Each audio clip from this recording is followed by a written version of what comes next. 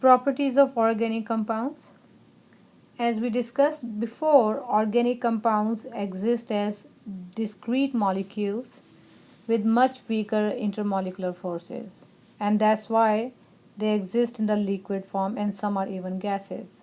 Now let me explain you what discrete means. For example, glucose is an organic molecule, and if you take glucose, then all then each glucose molecule can individually, you can write it down individually as a glucose molecule and these are discrete molecules.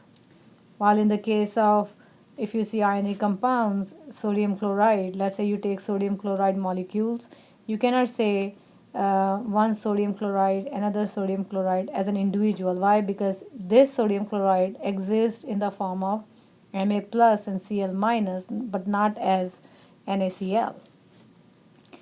Organic compounds, since they have weaker interactions present between the molecules, that's why they have low melting and boiling points. And as we know, like dissolves like. If organic compounds are they are not like water. Water is polar, organic compounds are non-polar.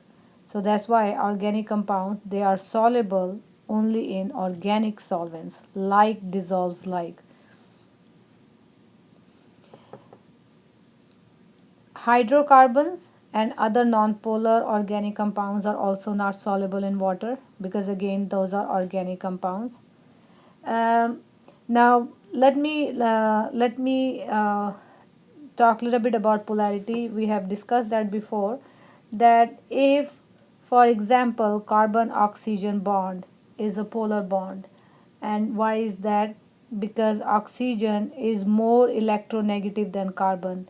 If the difference of the electronegativity is um, more than 0.5, then the bond becomes polar. On the other hand, if you look at CH bond, it's a non-polar bond, and that's why it's a non-polar bond, because carbon hydrogen electronegativity difference is less than zero point 0.5. That's why it's a non-polar bond. Now here again, going back to um, if you have non-polar organic compound, let's say this is non-polar. Why is this non-polar? Because all these bonds are non-polar. So, and water is polar. Why is that? Because oxygen hydrogen electronegativity is more, difference is more than zero point 0.5. Also, hydrogen attached to oxygen, nitrogen or fluorine can make a special type of bond which is called a hydrogen bond, and the compounds that can make hydrogen bond are soluble in water.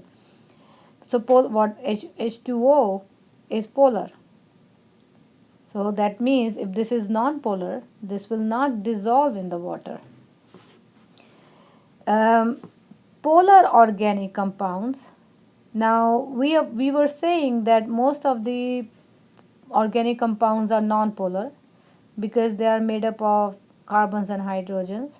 But here's the thing: uh, if your organic compound is small, like up to 5 carbon, and if it has a functional group present in it, for example, look at this alcohol, which is made up of just 3 carbons, and this OH group is attached.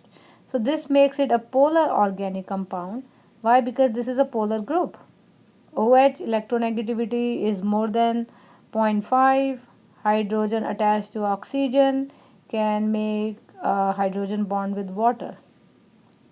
So if you have a small R group, means up to 4 or 5 carbons, and if we have nitrogen or oxygen present here, OH or NH2 group, then those compounds are soluble in water, because the presence of this functional group makes the compound polar.